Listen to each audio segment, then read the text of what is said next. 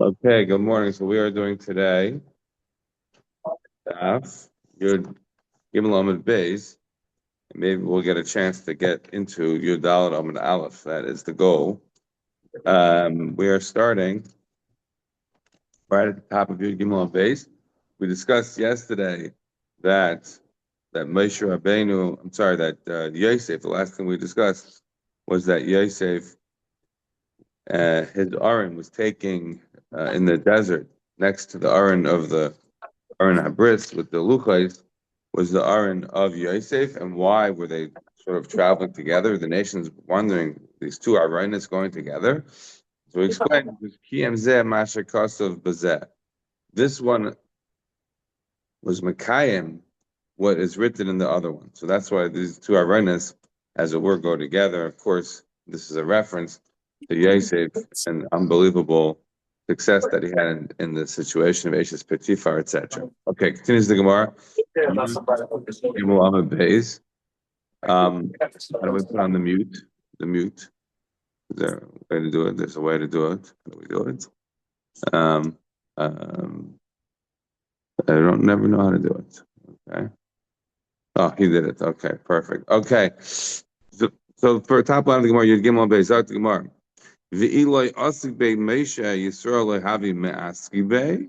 So what are you saying? This unbelievable thing. Vayikach Moshe atzmeis Yosef imai, that Moshe Rabbeinu took the bones of Yosef with him. And if Moshe Rabbeinu hadn't done that, v'iloi asik Moshe bei, right? If Moshe had not done the work of taking the bones of Yosef lehavi me'aski bei, the Jewish people wouldn't have done anything.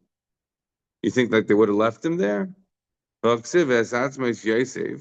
Later on, the pasuk tells us in Yeshua that the bones of Yosef, Asher Helu b'nei Yisrael Mitzrayim, that the Jewish people took out of Egypt, Kavu b'Shechem. They buried him in Shechem. So obviously, you see, the Bnei Yisrael cared about the bones of Yosef, and they took care of the bones of Yosef. So why are we attributing so much credit to Moshe Rabbeinu? Vayikach Moshe atzmos Yosef imai. At the end of the day, it's pretty clear over here that you see the Jewish people were also involved in the burial of Yosef. Besu. Continues the Gemara. Let's say the Jewish people as a whole didn't take care of the bones of Yosef. You think the tribe of Yosef itself, his own descendants, wouldn't have taken care of his bones? Of course they would have. But it tells us.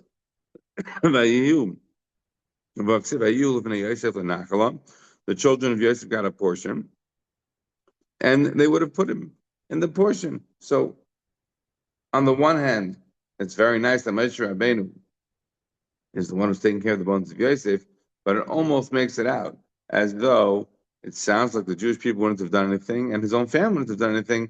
When you see, of course, that they buried him in the family portion, and the Jewish people took care of it. So why is it that we are specifically focused on Moshe Rabbeinu burying Yosef?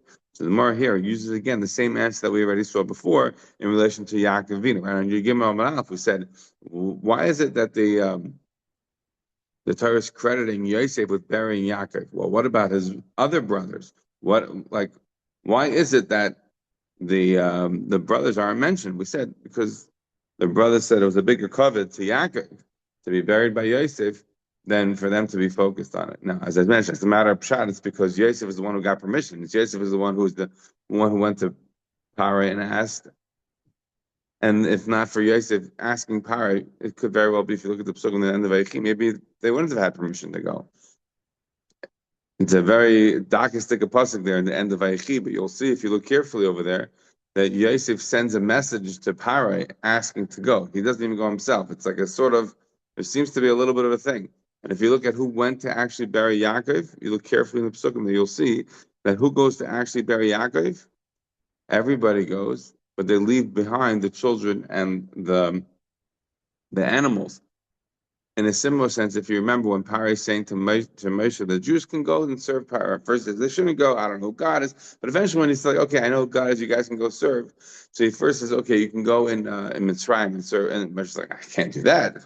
If we serve our God here, that means sefting sheep, and you guys worship sheep. Like, forget it. It'll be the end of us, right? Right? Moshe Rabbeinu says to Paro, right, if we're going to do this, then we're going to get killed. So what ends up happening is that Hashem, I'm sorry, that in Parashas Bay, Paro says, okay, listen, Give me a list. I just want to understand who's going. I want to see the itinerary. So he says, okay, everybody's going. The whole family, old, young, everybody. Pharaoh's like, no. You only need the adults. Who needs women, children? You only need men. They should go serve God. And I was like, nope. And then Pharaoh tries again after the Makov there of Arba, right? So he says, okay, listen. All right, I hear. You could go with the man and the woman, but just maybe leave the kids back. Maybe leave some animals. And Moshe's like, no, loy, I remember parsa. We're not going to have like a hoof left in Mitzrayim. Nothing's going to be left. That's when Paro knows the game is up, obviously. If you're taking even every hoof, then you're not coming back. Right? But if he had the kids, if he had, let's say, some animals, that's a collateral to make sure they're going to come back. And if you look at when they go bury Yaakov, it's literally a parallel. Who goes to bury Yaakov? Yosef, the whole family. And we don't mention it in the Psukim specifically, but the whole family goes. They leave over something as a collateral to make sure they're going to come back. But in a similar way to what we see there in Parshas Bayit, the back and forth. But what I'm pointing out over here is that that the credit is going to Moshe Rabbeinu for burying Yosef, not because the other parts of the Jewish people or Yosef's own family would have taken care of it. Of course they would have. Elamai, then why is it such a big focus on Yosef? Hanichulai, the Jewish people said, and the family of Yosef said, let Moshe Rabbeinu be the one who buries Yosef. Why? Because it is a much bigger covet to have the larger amount of people to be buried, to be focused on Yosef, than it is the few. It's a much bigger covet for the Zayda, for Yosef, to be buried by the great ones more than by the small ones. In other words, the family of Yosef is saying, let the Jewish people handle it. The Jewish people are saying, let Moshe handle it.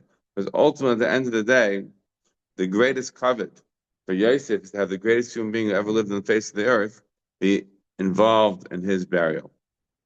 Right? And that's why it ends up that when Moshe Rabbeinu is no longer around, so then who's the next level? Because the Jewish people are going to take it. And then only then he's buried in the actual portion of Yosef. But we start out first with Moshe Rabbeinu because that's the greatest you can imagine. Then you have the Jewish people, and then you have the family of Yosef. Here's the Gemara. Kavru b'Shechem. They buried Yosef in Shechem. Ma'ishna b'Shechem, says the Gemara. Why is it specifically in Shechem? They stole him from Shechem, and so they bring him back to Aveda to Shechem. Now, I should point out over here that that's not the simple reading of the pasuk according to Rashi and Chumash. According to Rashi and Chumash, right, when the pasuk says in Parashas Vayechi, as the Maharsha notes over here, right, that the pasuk says, what does the pasuk say in Vayechi?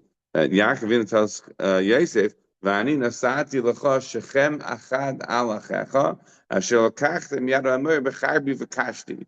So I'm giving you Shechem that I took. Yaakov is saying to Yosef, I took it with my bow, with my sword. And over there, the Mefarshim, okay, the famous uncle says, no, what does it mean b'charbi v'kashti? But salusa, with my davening. But the Pashup shot is he took it with his sword. What do you mean? What did Yaakov do in Shechem? Well, what happened with the sword? So what happened was, if you recall, after the Shimon and Levi did what they did in Shechem, so the pasuk says that there was some sort of a fear, and the nations didn't do anything. But what you're learning in Parashas Vayechi is that there was something that took place, and Yaakov had to protect it, and that's how they got Shechem, and that's what he's giving now to Yosef. Now I should also note here that Rashi explains. It's very interesting. The pasuk says that if you look in Parashas Vayeshev, the pasuk says that Yaakov sends Yosef to go see how the brothers are doing. Go check them out. I want to see what's going on. And what happens? Yosef goes on the trip to go check out how the brothers are doing. And what does the pasuk say? Yosef, right? Yosef goes. He goes from Emek Chevron and he goes to Shechem. And the pasuk says that he's meandering. He's like fablunget. He has no idea where they are. The pasuk says, he finds some guy, and he says, So the person says to him, Shamati Amrim Nelcha Doisona. Vayelech Yosef Im Tza'im Doisan. And that's where the story seems to take place in an area called Dotan in Israel today.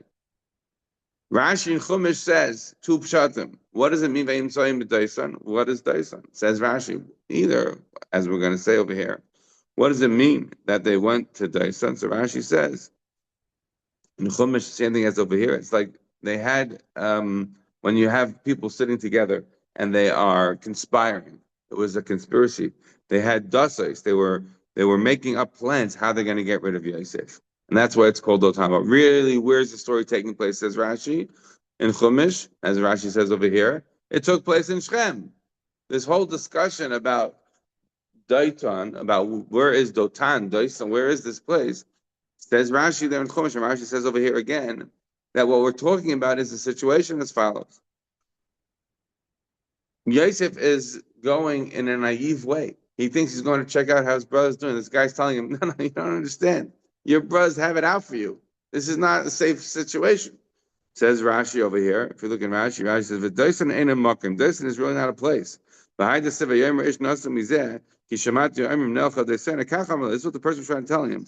Ata yomer atzachai nechi mevakish. You're saying I'm going to seek my brothers. So umin ha'achva hazay. Stop thinking about them that they're your brothers. They're not acting like brothers to you. Ki shamati yomer nelcha v'nevakish dosis. They're going to make conspiracies. Heichla Misa, I had to kill you. That's what Dotan is. So Rashi's telling you, they're in Chumash. And Rashi continues there in Chumash beautifully. Rashi says, however, says Rashi, but Doisan, from the Pashup shot of the Pasuk, sounds like it's an actual place. Ve'ein mikra yotze in bidei pshuta is how Rashi concludes there in Bereshis. And therefore, for Rashi and Chumash, it is a place.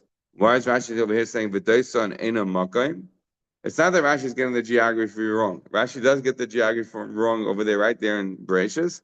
Rashi says, because the Pasuk says, "Vayishlachem me'emek Chevron." Rashi asks, "V'alei Chevron bahar." Chevron's on a mountain, and Rashi comes up with some agadic answer.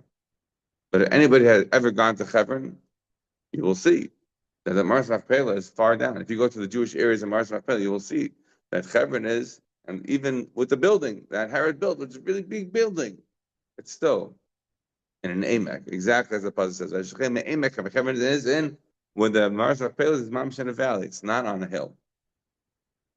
That's different than when the Pasuk says by the Beis Hamikdash, where we are told that the Beis Hamikdash is high. The Shif and Siddush of Hashem, you go high up to it, and yet we see that the Beis Hamikdash today, if you go on Har Zaytzim, is way low. That we have the famous answers of many that say, okay, but that was plowed over many, many times. And it was tried to destroy, to find the foundations of the Beis Hamikdash, find the Arons, they plowed over the Beis Hamikdash. But the rest of Yerushalayim, the Radbaz knows in the famous Shuvah, is a tell, is city on top of city on top of city. So that's how it ended up getting very high, and the Beis Hamikdash is getting low, but not by Chevron. But Rashi over here is not saying that Daisan is not a place geographically, according to his own shita. In Chumash, he already said, the Daisan is a place. It's a mashmaris haposik is that it's a place. Rashi said the Daisan ain't a makom according to this shita. According to this shita that says Mishchem fool Hashem nachzer avedase. The reason that he ends up having this whole ma'isa in Shechem, and the reason he gets buried in Shechem is because that's where he was stolen. That's where they're going to be returned. The aved of Yosef. Rashi saying for that shita, then Daisan can't be a place because then it doesn't make sense. The whole story didn't take place in Shechem; it took place in Daisan. Good. All right. Continues the Gemara. Continues the Gemara now. Krashu Kroya Dadi. We have a stira in Psukim. What is a stira? Which one is it? Did Moshe take the bones, or did the Jewish people take the bones? Anyone who does anything and doesn't finish the ma'isa, but somebody else finishes the ma'isa. The one who finishes the ma'isa, he's the one. The makir patish. The one who finishes up the job, he is the one who gets the credit. Moshe Rabbeinu spent the day when the Jewish people are getting the booty of Mitzrayim. Moshe Rabbeinu spent the day getting the kaver, the coffin of Yosef, as we said yesterday in Yud Gimel. Either he found it in the Nile, or he found it in the special Tomb of the Kings area. Wherever it was, he found it. And he spent that time bringing the bones of Yosef on the trip with them in the Midbar. But nevertheless, Moshe Rabbeinu didn't finish the job. He dies in Evar Yarden. It's the Jewish people who end up taking Yosef's bones into Eretz Yisrael and burying him, and therefore they get the credit, and Moshe Rabbeinu does not get the credit as he didn't finish the job. Continues the Gemara, and the Gemara says not just the person who starts a job but doesn't finish it doesn't get the credit, but even more. He also gets knocked down from his position, from his perch. The pasuk tells us, "Vayeshev." That was at that time that Yehuda went down. Rabbi Shmuel Nachmani Amar Af Kever Ishto Yubanav. That he also buries his wife and his children. The Sibba Thomas Bashua Ishes Yehuda, because Yehuda's wife passes away. And also he lost two of his children. So what is the Gemara telling us over here? The Gemara is telling us over here a very sharp line that if you start something, you better finish it. Don't do half measure. If you do a half measure, it's going to be problems for you. What is the half measure here? That Yehuda said, what's the big benefit for us to go kill our brother? And we're going to have to hide his blood. Let's sell him. At least make a profit about it. When I get no profit, we kill him. And we have to then hide his blood. Let's sell him and make some money. So the Gemara says that there was an intent to save Yosef. But he didn't go all the way. Didn't actually save Yosef. And so therefore, not only does he lose his wife, he loses his kids, he loses his gedula, he loses everything. Right? He ends up getting it back through the whole ma'aseh of Tamar, but the pasuk is basing itself on the idea, which, as I may have mentioned before, I know I've mentioned it at some points in the past, there's a fundamental machlokes there between the Ramban and the Ibn Ezra, and in Chumash in general, but you see in that story specific, as to whether or not you say ein muktam mu'ucher b'Torah. According to the Ramban, you generally say that there is muktam mu'ucher. Whatever is in the order of the Torah, that's generally how it is, unless that's forced. That you generally say it's in the order of the Chumash. Where's an exception where the Ramban would be willing to say, oh, that's an exception? So one classic exception is the beginning of Amidbar. The beginning of the Amidbar is B'Chodesh HaSheni. And in Parashas Ba'alos, we learn about Pesach Sheni. Pesach Sheni obviously took place by Chodesh Harishon and Chodesh Nisan. So over there, the Ramban is willing to say, oh, that's out of order. Right? But generally speaking, the Ramban wants to say whatever is in the Chumash is in order. According to the Ibn Ezra, no. Torah is ein buktam mocher. We can change things around as need be. So for the Ibn Ezra, the story in Vayeshev that takes place Vayeri Yehuda Meis Echav had to take place in Vayishlach before the whole story of Yosef. Why? Because he says you don't have enough time with the death of the marriage of Yehuda, the birth of Aaron Einan, the death of Aaron Einan, the age of Shelah reaching maturity, and then not giving her to Tamar, not giving him to Tamar. All of that take place in more than the years that Yosef is gone. It's not enough time. So therefore, he wants to say that you have to backdate the story of Yehuda and Tamar to Vayishlach, the end of Vayishlach, before Vayeshev's story. But this Gemara is obviously predicated not like that, right? This Gemara is predicated on the idea that Vayer Yehuda Meis Echo is because he tried to save Yosef and he didn't do a good enough job. And that's why he's getting punished for all this. So according to that would be like the Ramban, right? That the smichus of the Parshas is in fact in the order. It started out with the story of Yosef being sold, and then Yehuda going down, being punished, having to leave his brothers, and all that followed on from there. I just want to mention, this Gemara is a very rough Gemara, telling us that Yehuda, he tried to save Yosef, and he didn't do such a good job, so therefore he gets punished. He goes down from his gedula, his wife, his kids, like all the things that happen. And what about Reuven? Reuven we didn't discuss. The Bible says, "Vayishma Reuven vayatzilei miyad vayomer lo nekenu nafesh." He says, "Oh, let's save him." And what happened? What did Reuven do? Reuven came to the bar, and Yosef bar. Yosef's not there, and he's like, "Oh my gosh, what's happening? What happened?" And Reuven, we don't say that he gets such a punishment. What does the Medrash say about Reuven? The Medrash in Ruth's Rabbah, the Medrash tells us that if Reuven had heard that the pasuk would say Vayishma Reuven vayatzilei miyadam, that he saved him, he would have mamash carried him on his shoulders and danced him back to Papa. The pasuk credits Reuven with saving him. Vayishma Reuven vayatzilei miyadam. He saved him. He was at Sotah. And did he save him for real? Save him? He didn't. Obviously, they sold him. So why are we focusing on Yehuda and not focusing on Reuben? I'd like to give you an answer. I didn't see the answer anyway, but I'd like to give you my answer. My answer is it's a Pashut Lamdish answer, which is, there's two Ma'aser of Hatzalah over here. The Ma'aser of Hatzalah that we're talking about Reuben was a complete Hatzalah. When the Yosef was coming down to the brothers, they wanted to kill him right away. There, Reuben accomplished something. He managed to save him and get him into the pit. That was the complete Hatzalah because he would have otherwise been dead. So then there's another Maisa. Yehuda says that he wants to sell him. It was a new Maisa that would happen. He really wasn't there. Remember, he ran away. He ran away. He went back to his parents. He had to do Mechila v'chapara. It was his turn to service. Whatever it was, he wasn't there.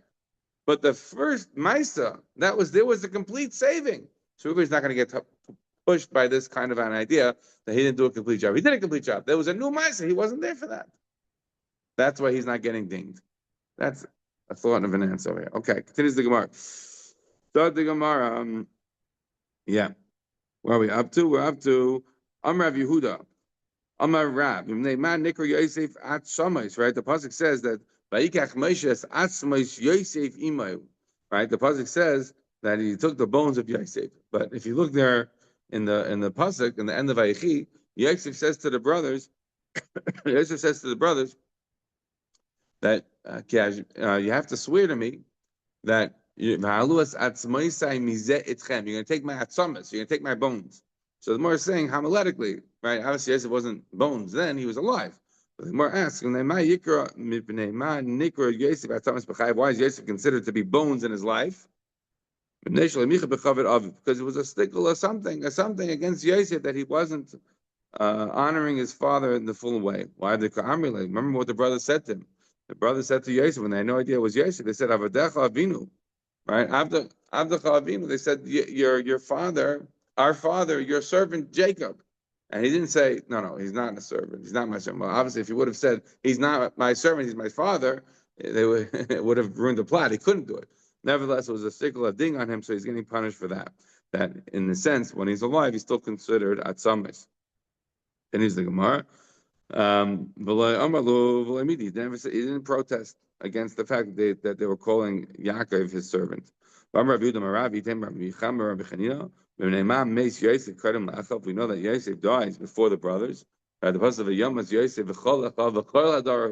we understand that's the order. The progression was Yosef died, then the brothers, and Yosef was younger, right? At least maybe not been young, but he was younger than the rest of the brothers. So why is it that he is dying first? So the Gemara says, right? Because he was a leader. Leader gets a lot of gray hairs and has a lot of pressure and often dies first. The mission of Avis tells us, Shrine of Time tells the first paragraph in Avis, don't become a leader. The more one takes on leadership, the more one is going to end up taking on problems himself. Yeah. Continues the Gemara, Yosef Hura Mitzrayim. So Yosef is brought down to Mitzrayim. Amar Blazer Al Tikri Hurad El Hayrid. Right, if you look at the words, the actual words of the pasuk of Yosef, Hurad Mitzrayim. Yosef was brought down to Egypt, but says the Gemara, no, don't read it Hurad that he's brought down to Egypt. Read it as Hayrid, that he was active in bringing down others in Mitzrayim. Who did Yosef bring down in Mitzrayim? All the magicians who were giving Pari advice about his dreams. He showed them all that they were wrong, right? And Pari trusted his advice more than he trusted the advice of all the other magicians, and he got rid of all of them. And that's what it means. Yosef Hurad Mitzrayim. Read it as Hayrid, that Yosef brought down, when he went to Mitzrayim, he brought down all of the astrologers and advisors of Pharaoh. So Amar Blaza Atikri Hurad Elo Hayrid, Shehurad Itzagnine Par Midulasa, Megneu Paitiva Sris Pare. So next pasuk over there is he's bought by Tifa the Sris Pare. Sris can sometimes mean the minister, but also can mean the eunuch, right? So this says the Gemara, Amar Rav, Shekana La'atzmai. The reason that this Potiphar bought Yosef wasn't as a just innocent. He bought it Shekana La'atzmai. He bought it for nefarious purposes. He was interested in Mishkav Zachar. Says the Gemara, Bar Gabriel, Basirisoi, Bar Gabriel. There may be different gifts. Rashi should take this part out. His chance also.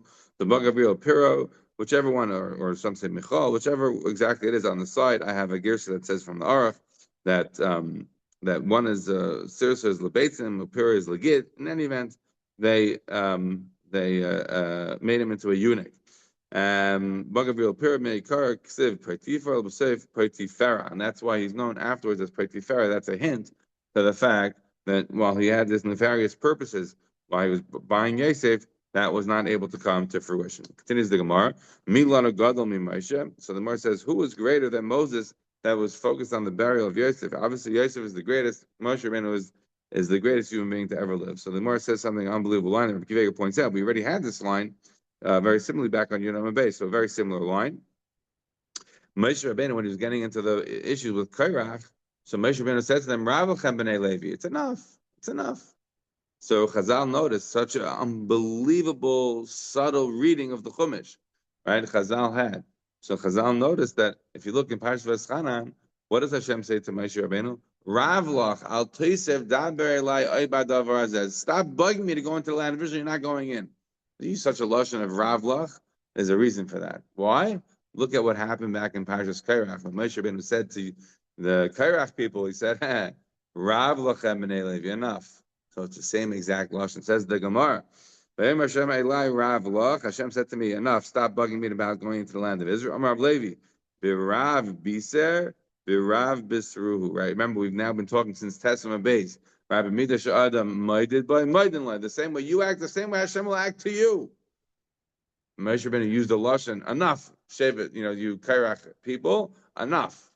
So Moshe Rabbeinu will get told by Hashem when he's asking to go into the land of Israel, enough. Right? So the same kind of a lashon. B'rav biser, so b'rav bisru. B'rav biser, what's the pasuk there in Parshas Korach? Rav lachem, b'rav bisru, rav lach. Davar acher, another pshat on what it means, rav lach.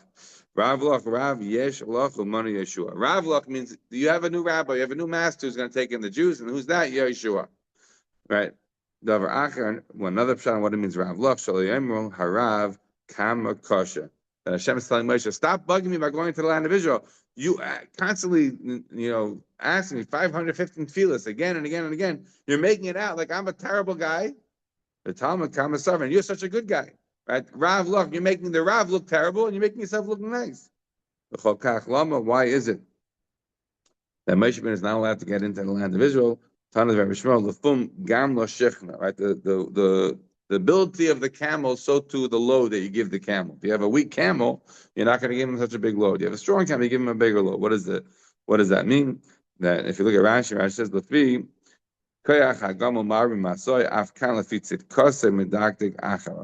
why is Hashem being so medactic on Moshe? Like, he hit the rock. I mean, seriously.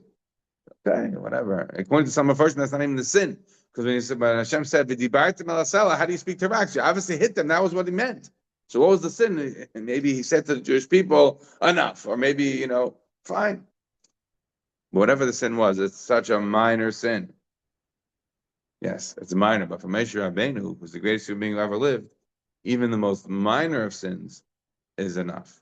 Lefi, lefum gam l'shechlan, right? According to the ability of the camel, so to the load. For HaKadosh Baruch Hu, the more one becomes a tzaddik, the more HaKadosh Baruch Hu is medactic with them kechut asar. And so that one little nothing becomes such a massive thing in the Chumash. 3 times Hashem mentions it, that's the reason that he's not going to, and Moshe has to write it down each time. Yeah, that's what Hashem, that's why I'm not going to land because of that one little minor thing. Maybe the Jewish people even chap what it was. The Jewish people probably thought, wow, what an amazing miracle. We have water coming out of a rock. No, it wasn't what I wanted. Here's the Gemara.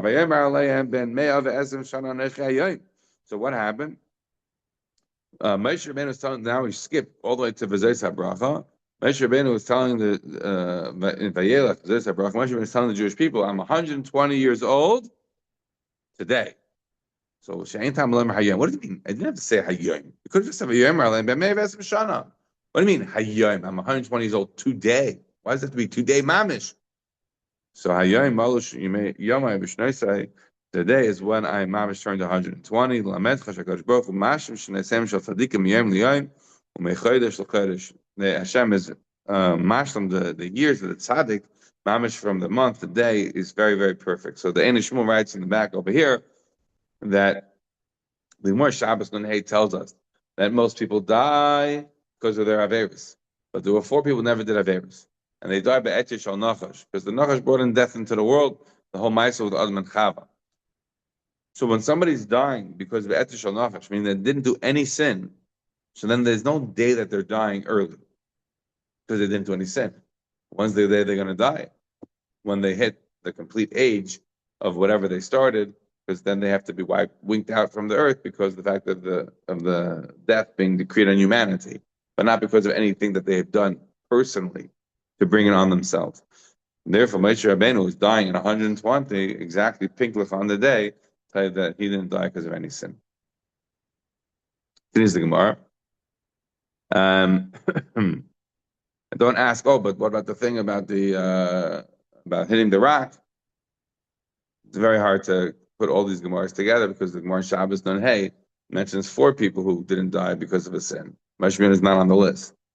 So to try to put these together is not so easy, but you get the basic idea. So this Gemara is saying that Moshe Rabbeinu died at 120 exactly on the day, and that's why the pasuk adds Anochi Hayom didn't have to say that. Finish the Gemara. HaKadosh Baruch Hu mashal m'shneisem shel tzadikim yom yom b'chodesh l'chodesh yosef es mispar yomecha amalei. Hashem fills out their days. Lo yuchal oid l'tzeis v'lavoy. The pasuk there in Vayelech is saying that Moshe Rabbeinu says, "I'm not able to go and come anymore."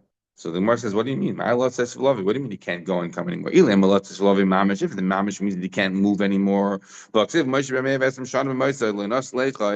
This is a misquote of the pasuk. I don't really understand why the Gemara does it. If you look at the pasuk there, the pasuk says, and then there's a bracha, right? His eyes didn't get weaker, and he didn't lose any of his vigor. So I'm not sure exactly why it elides that part of the pasuk. In any event, whatever it is, Moshe went up from Arvei Semayav all the way to Har Nevav. There was 12 steps that he had to go up. And he jumped up 12 steps in one go. You see, he could still move, no problem. And what does it mean?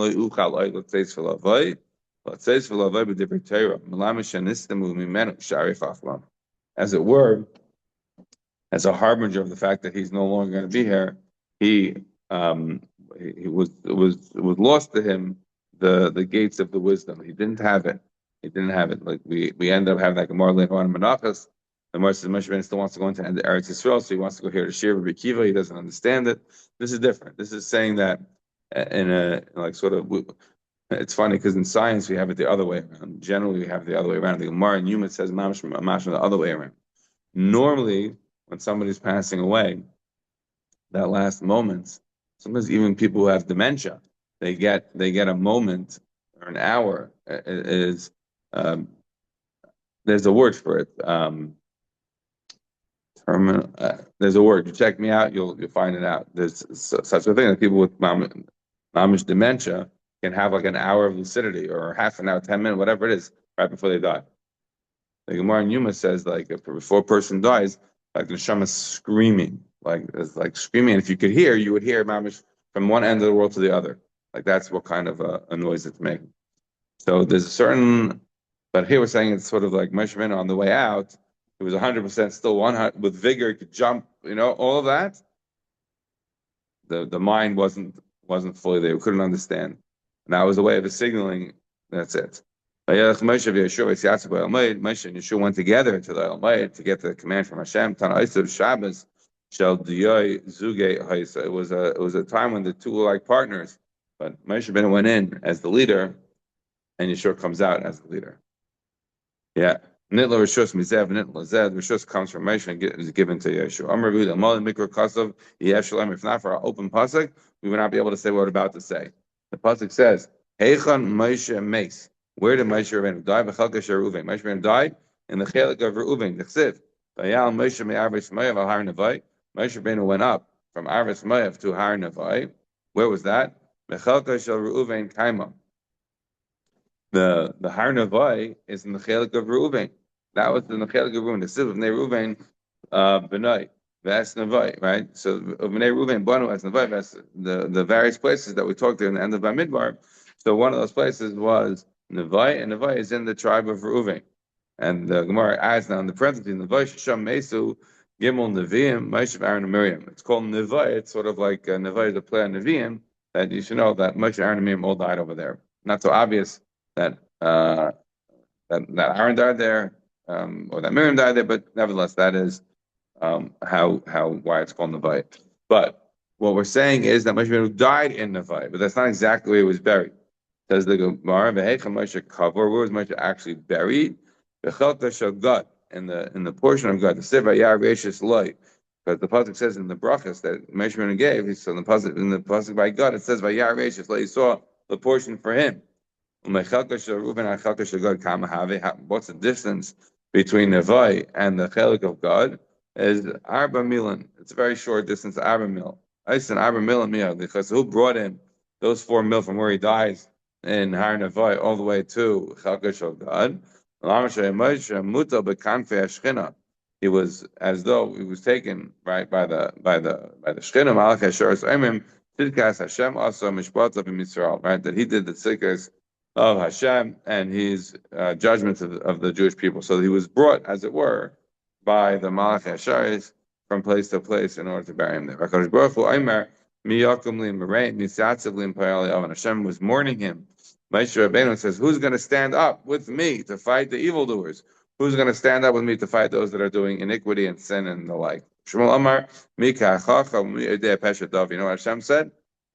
Who is like this wise person and who understands how to make a pshara, as Rashi says, what does it mean, Peshat Dov, or pshara, compromise between Hashem and the Jewish people? Moshe Rabbeinu was the intermediary, the interlocutor between the Jews and Moshe Rabbeinu, between the Jews and Hashem for 40 years. Unbelievable. He was able the Jews are not an easy bunch to manage. And Moshe Rabbeinu was able to do an unbelievable job. Right, where do you have the wisdom? That what the pasuk is referring to, Vayamasham Moshe, Samli and Omer. So Samli explains what it means, Vayamasham Moshe. Vayamasham Moshe, Safra Rabba Yisrael. Right, the great scribe of Israel, he passed away. Yeah, Tanner Blazar God Omer, Shneim Asamil, Al Shneim Asamil, Kinegin Machni Yisrael. Basko Mashmiya V'Omer, V'Yamas Moshe, Safra Rabba Yisrael. The Blazar Gadol says that for the size of the encampment of the Jewish people, 12 mil by 12 mil. So a Basko was going out and saying, the Safar Rabba Yisrael, Moshe Rabbeinu was the Safar Rabba Yisrael, he has passed away. And now we have a Yesh. I remember this should remind us the more in Tainus of Ham Beis. The more over there said also the Akavino like Mace. And Nachman said, really, what did they do with him when they were mourning him, when they were burying him, when they were mummifying him? All that was not real. So he says, what? Mikrani Derish. So listen over here, the same thing. Yesh Mace. Moshe didn't die. Ksiv Hacha Vayam Hasham. Of Siv Hasam Vayisham Im Hashem. And one pasuk says that he died, and one pasuk says that he was with Hashem. Now that pasuk Vayisham Im Hashem is back in Shemais, right? By going up for the 40 days. So what's the connection? It says the Marmala Halon Ayman Mashamish, just like for the 40 days he was Ayman Mashamish, Rebbeinu Shalom, whatever that means. Afkan Ayman Mashamish. That's what it means. The Sham and Sham. Vayisham Im Hashem and Vayom Hashem. The Sham tells us that he didn't literally die there. He went and it was Mashamish HaKadosh Baruch Hu over there. Yeah. Again, whatever that means. We're not saying it in a literal way. What we're saying is that, as we say about tzaddikim, they don't die, their words continue. And we're talking about Moshe Rabbeinu today, 3,000 years later. He's obviously not, and maybe physically dead, but he's not dead. He's still as vibrant as ever if we are still engaged in all about what he did and what he taught. They buried him in this place near Beis Pa'ar. That's what we said is the chelik of God. Look at the pasuk. It says they buried him in Gai, be'eretz Moav, Mo Beis Pa'ar, and the pasuk says no one knows where he's buried. Return the page now to your dollar, and already the evil kingdom, the Romans probably sent a garrison to Beis Pa'ar. They said, "Where is Moshe buried?" They looked on top, and it looked like he was buried on the bottom. Looked on the bottom, looked like he's buried on top. So they're going crazy. Where is he buried? So they split into two groups. No one